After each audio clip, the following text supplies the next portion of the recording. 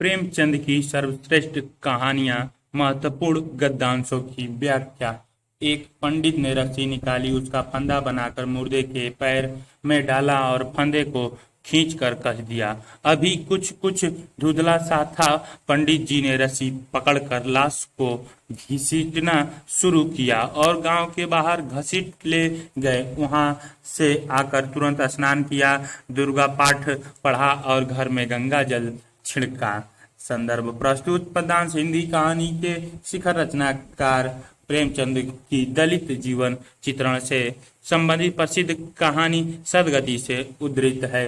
प्रसंग ये पंक्तियां तब की हैं जब गांव का एक दलित दुखी चमार अपनी बेटी के अच्छे भविष्य की कामना से पंडित घीसा राम के पास उसकी शादी की साइट निकालवाने जाता है और पंडित के कहने पर बेगार करता है। कड़ी धूप में अत्यंत कठोर लकड़ी काटते दुखी की प्यास और भूख की परवाह पंडित परिवार नहीं करता और वह काम करते हुए मर जाता है। तो पंडित घासी राम उसकी लाश को ठिकाने लगाने का काम संपन्न करते हैं, जिसका वर्णन दी गई पंक्तियों में किया गया है। व्याख्या ये पंक्तियां ब्राह्मण वर्ग की क्रूरता और पाखंड को अनावृत कर देती हैं। प्रकारांतर से ये धर्म के क्रूर सामंती ढांचे पर चोट करती हैं। दुखी चमार की लाश को उसके पैरों में रस्सी का फंदा डालकर खींचता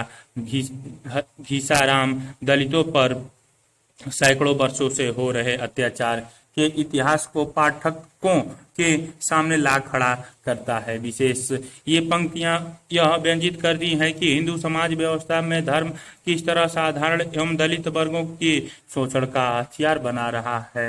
पंडित द्वारा पुलिस की चिंता न करके अपनी और अपने घर की पवित्रता की चिंता करना धार्मिक पाखंड और दलितों के प्रति उच्च जातियों की घोर अमानवीय दृष्टि को और तीक्ष्णता से व्यंजित कर देता है। ये पंक्तियां प्रेमचंद की कथा शिल्प क्षमता को भी दर्शाती हैं। छोटे छोटे वाक्यों में पंडित की कई क्रियाओं के संयोजन द्वारा उन्होंने वर्णन में गजब की चित्रात्मकता एवं नाट्यता का संयोजन कर दिया है।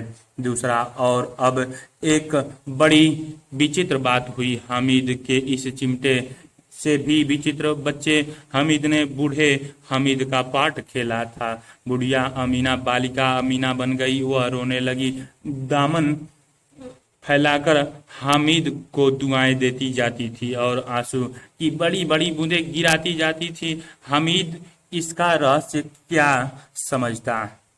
संदर्भ प्रस्तुत गद्यांश हिंदी कहानी के शिखर रचनाकार प्रेमचंद की कालाजयी कहानी ईदगाह से उद्धृत है। प्रसंग ये पंक्तियां कहानी की अंतिम पंक्तियां हैं जब हामिद मेले से अपनी दादी अमीना के लिए यह सोचकर खिलौनों की जगह चिमटा खरीद लाता है कि रोटियां सेकते वक्त दादी का हाथ न जले। तब की स्थिति एवं मन स्थितियों का वर्णन प्रेमचंद ने इन अविस्मरणीय पंक्तियों में किया है। व्याख्या हामिद द्वारा मेले में बाल सुलभ इच्छा का सामना खिलौनों की जगह चिमटा खरीदना एक असामान्य बात थी। वस्तुतः यह उम्र की धरातल पर एक बालक होते हुए भी सोच के धरातल पर हामिद के बड़े हो जाने का प्रमाण था।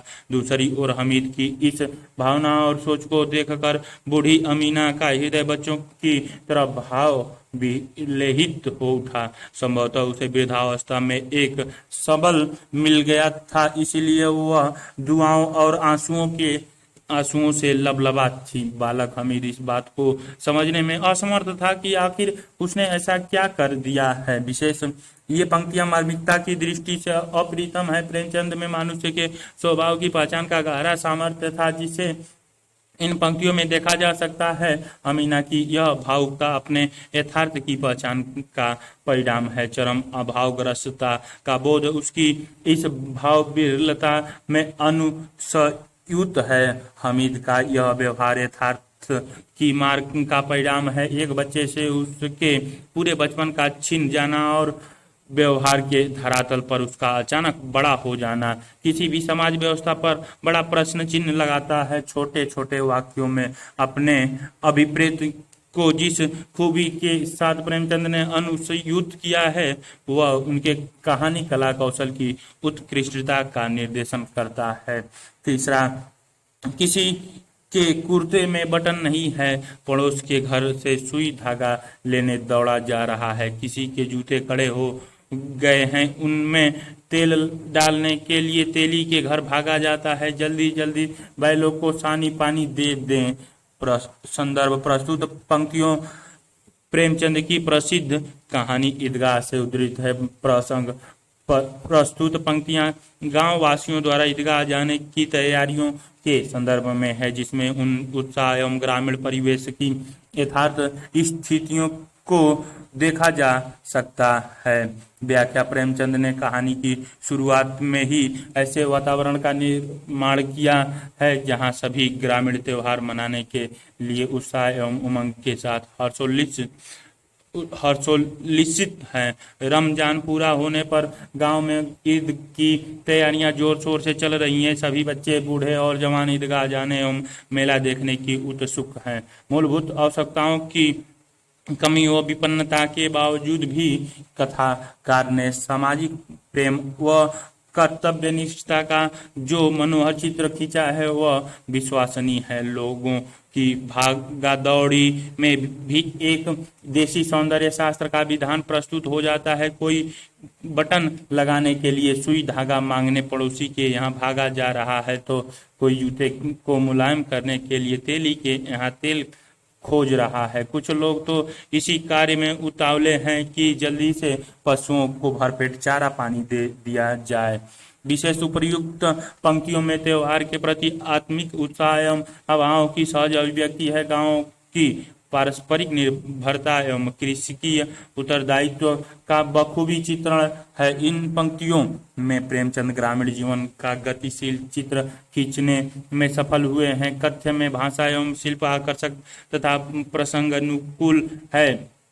4, यह कॉन्स्टेबल पहरा देते हैं, तभी तुम बहुत जानते हो। अजी हजरत यही चोरी कराते हैं। शहर के जितने चोर डाकू हैं सब इनसे मिले रहते हैं और रात को ये लोग चोरों से तो कहते हैं चोरी करो और आप दूसरे मोहल्ले में जाकर जागते रहो पुकारते हैं। जब भी इन लोगों के पास इतने रुपए आते हैं, मेरे मामू एक थाने में कांस्टेबल हैं, 20 रुपया महीना पाते हैं, लेकिन 50 रुपए घर भेजते हैं।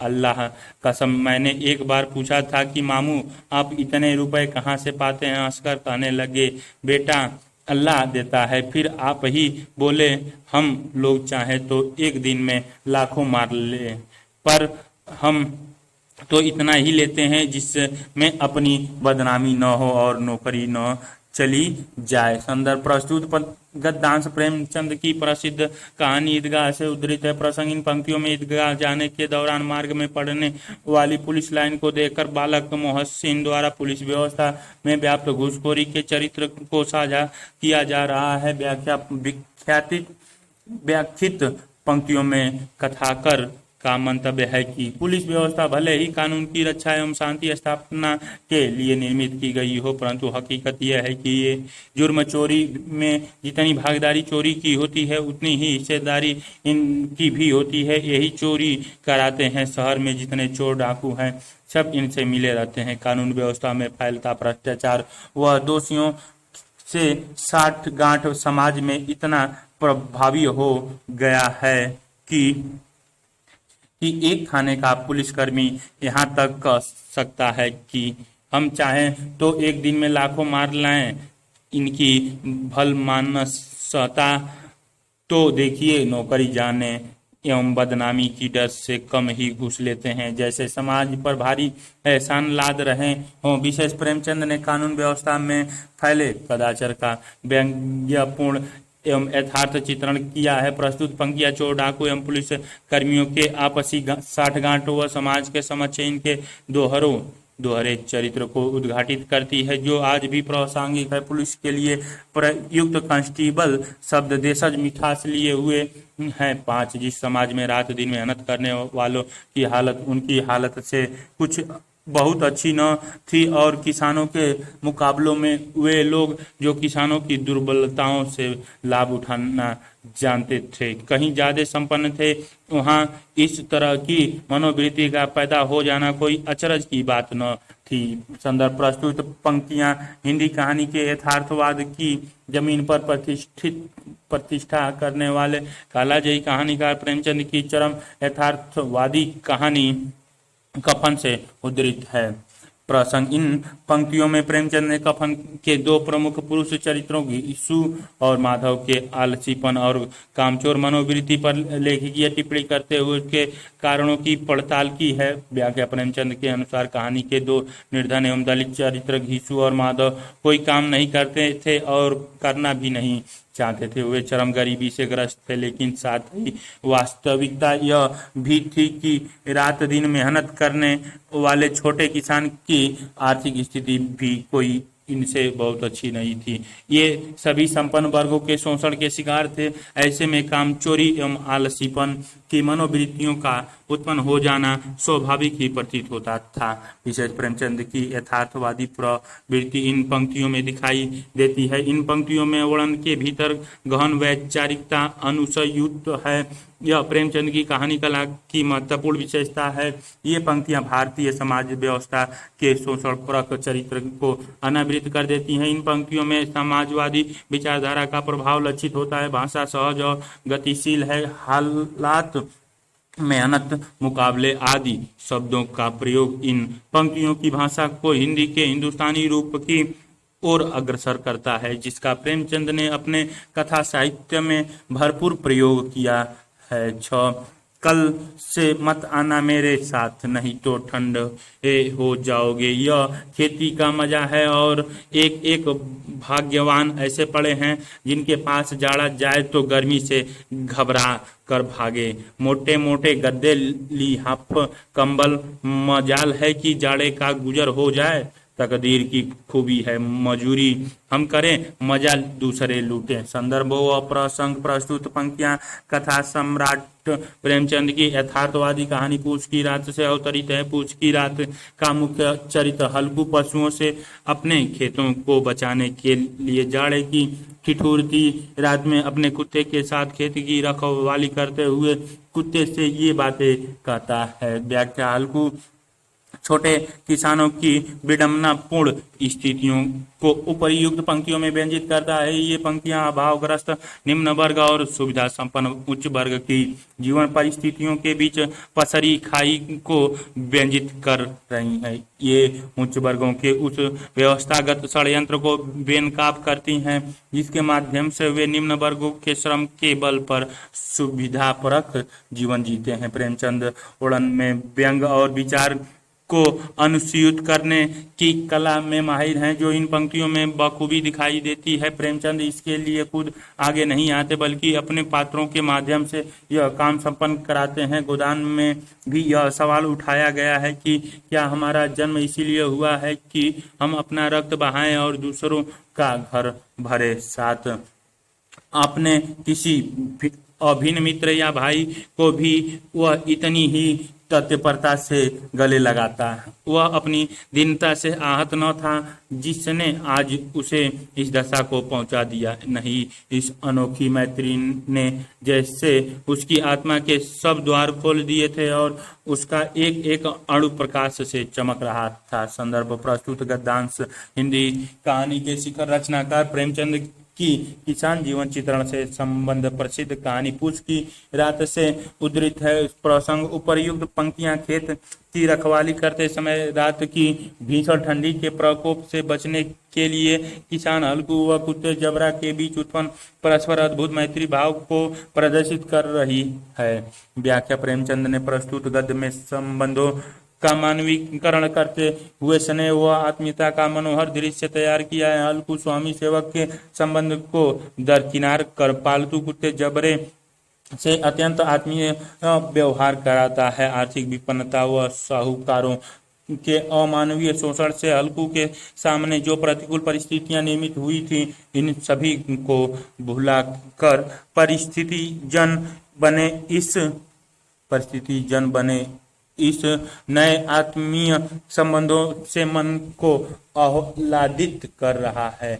ऐसा लग रहा है मानो शरीर की समस्त इंद्रियां किसी अव्यक्त प्रकाश पुंज से प्रकाशमान हो रही है। विशेष प्रेमचंद ने इन पंक्तियों के माध्यम से पशु प्रेम का गहरा आत्मीय भाव तथा संबंधों की नई परिभाषा गढ़ने का कार्य किया है। विशेष सहृदयता का यह फल पूर्व के कष्टों को बिसारा कर जीवन में नए स्फूर्ति का संचार कर रहा है। कथ्य की भाषा प्रसंगानुकूल, सहज व भाव व्यंजक है। प्रेमचंद किसान जीवन के दुखों एवं संघर्ष का ही चित्रण नहीं करते बल्कि उसके जीवन के सुखद क्षणों को भी चित्रित करते हैं, जिसे इन पंक्तियों में देखा जा सकता है। 8 संसार एक रण क्षेत्र है। इस मैदान में उसी सेनापति को विजय लाभ होता है जो अवसर को पहचानता है। वह अवसर पर जितने उत्साह से आगे बढ़ता है उतने ही उत्साह से आपत्ति के समय पीछे हट जाता है। वह वीर पुरुष राष्ट्र का निर्माता होता है, इसीलिए इस इतिहास उसके नाम पर यश के फूलों की वर्षा करता है। संदर्भ प्रस्तुत पंक्तियां प्रेमचंद की कहानी ईरानी सरंधा से ली गई है।